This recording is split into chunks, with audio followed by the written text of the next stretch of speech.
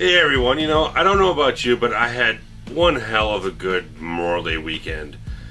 It just felt like everything was going very well for me throughout most of the weekend, and I just feel so good about things. The whole thing started off obviously with X-Men Days of Future Past, and obviously if you saw the review, I was blown away by the movie. And the rest of the weekend, various other things went on, and basically saying I'm in a very positive mood. I want to get a lot of things done in the near future. Speaking of future, I saw Back to the Future on Sunday afternoon. It was screening at Cinemark at Seven Bridges over in Woodridge, Illinois. The whole chain is doing classic cinema movies and everything, digitally restored. They've been doing it for quite a while, and they're kind of replaying a couple of the bigger hit films that they've done. And this is the third time I've seen Back to the Future on the screen, digitally remastered. I did, if you've seen the poster I've had before in the background for Back to the Future, that was for the 25th anniversary screening that was done a few years ago. And Cinemark screened the film last year. I went then, and I went again because I felt needed something to cleanse myself a little bit, try and get a little bit of an upbeat, positive, sort of lighthearted fun type of movie in my system.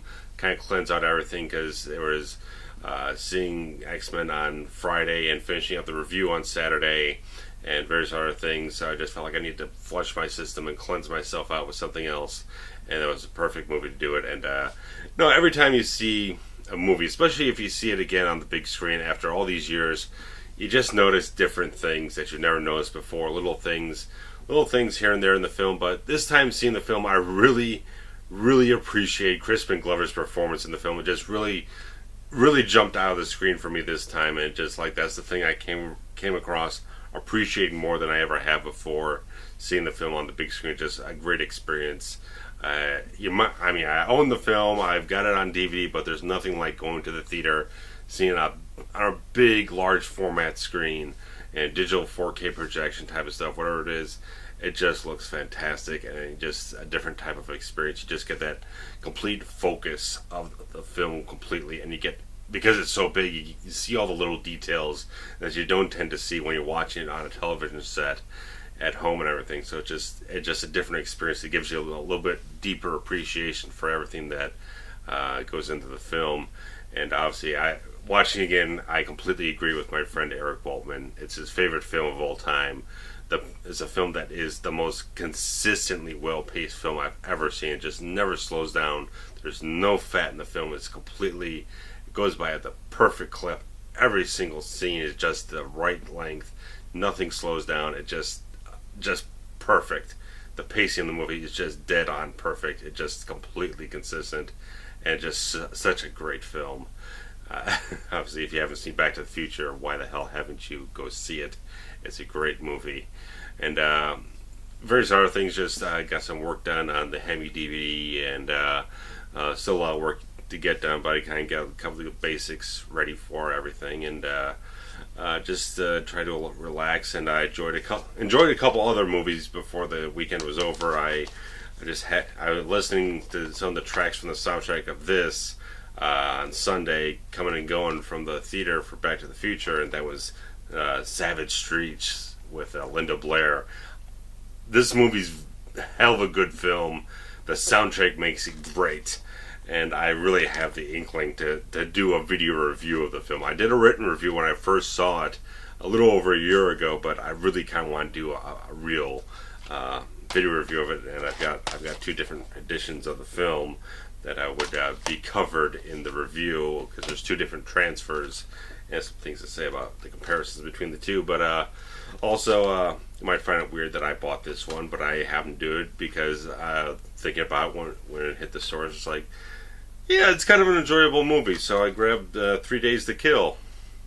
I know the review I did was kind of bonkers, off the wall type of stuff, just kind of like, I don't know, the film was kind of all over the place in terms of its tone and everything, but it's an enjoyable film. I enjoyed it. I watched it again. There's an extended cut on this film that's supposed to be 6 minutes long, but watching it, I didn't notice an extra 6 minutes worth of content. And moviecensorship.com, which is a great site if you want to see all the different changes between different cuts of films and everything, that's the place to go. They've got such a massive library of stuff, but it's a little too new for them to actually have the information on the site yet to know exactly what adds up to the extra 6 minutes of footage. Because I saw one scene which I kind of figured was going to be a little bit more explicit. When I saw it theatrically, there's a lot of CGI smoke and everything covering up some bare breasts, and this restores a more explicit scene in that regard. And I noticed one little sequence in the film near the end was a little bit more, I figured it was a little bit more drawn out, a little more extended. But I didn't pick up on extra 6 full minutes of content, but we'll see. I kind of thought maybe this would be the next extended edition episode, but if I don't have that much to really, if I didn't notice that much extra footage, there's not that much to comment on. But we'll see what happens, what comes up, because there's a lot of other stuff I can cover on that show if I decide to continue with it.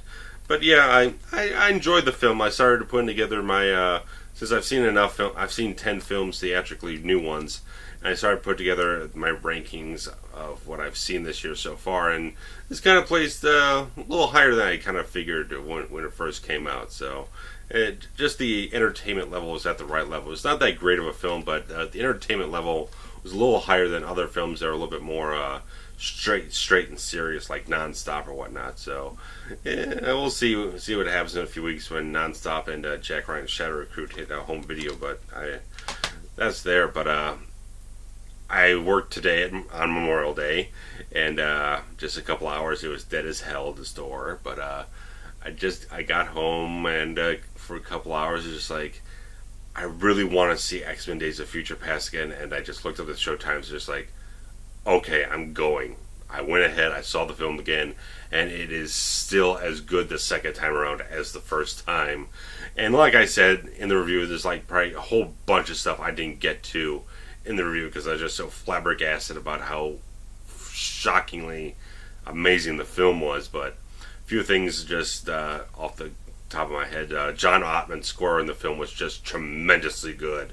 He took what he did in X2 and everything, the themes that he did, and he just built upon that and created just a beautiful score, in my opinion. And I really liked the fact that the film was still fun. It had the perfect balance between the fun and the adventure and the drama and the emotion and the character and everything. And I thought the balance of everything was just dead on perfect. And Quicksilver was definitely a very good highlight in the film. He had a very fun sequence in the film that it was just fun.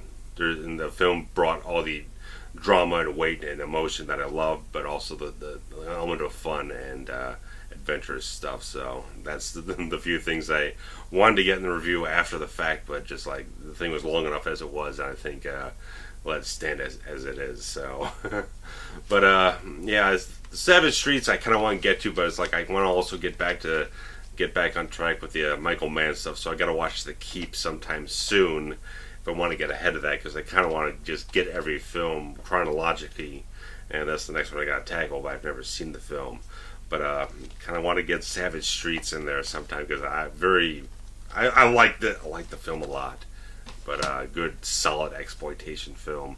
Linda Blair is fantastic, amazing in the movie. But just a random vlog update type of thing, just random spoutings. Just like, it was a good weekend. I feel very good. I've got another 2 days off after working one, so it's the longest kind of stretch of free time I've had in quite a while, and it feels kind of good to have a little extra time off and to be able to work on a couple other things and just kind of get back to working on the script that I've been working on, because I got some stuff written for it last week, but I got to get back around to it and try to build on what I've already got laid down and just focus in on it. So we'll see where that goes in the near future, and hopefully I'll have a film project sometime this summer, something very small, very easily manageable, just like maybe a 2-day type of thing, and get it out just to have something out there and make myself feel good about that, exercise those filmmaking skills once again. But I could go ramble on for eons here and everything, but I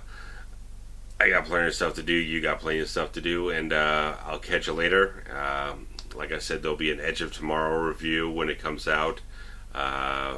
June 6th. I'll probably have it up the 6th or the 7th. We'll see how that works out. But until then, if I feel inclined to do so, I'll probably produce a review for Savage Streets or maybe something else. We'll see where the my energy and the motivation directs myself to in the next couple days or whatnot. So take care, and thanks for subscribing. I've been getting a lot of new subscribers lately, so I very much appreciate you guys tuning in, checking out, and become a little bit of a loyalist to RavensFilm Productions. And wherever the hell you like about this channel, I am glad that you've found something to like here. So trying to keep things balanced as best I can, get more film projects going, but one little thing at a time. So until then, more movie reviews for you guys. And let me just say that my favorite review that I've done so far in the video form is definitely that Nightmare on Elm Street retrospective. I'm very proud of that one. I think I put a hell of a lot of work into it, editing wise, about 2 weeks worth, and I'm very, very, very, very proud of it. I think it's my best work to date. But if you think something else has been a better highlight for you guys, I'd definitely like to hear what you think is your favorite review that I've done, or whatever it is that you think where I need to improve, or where I have improved, or whatever it is. I always welcome a little constructive advice to kind of push things forward to the next level, because there's always room for improvement. So thank you guys, and I'll be back soon with more content as soon as time allows. So take care. Bye bye.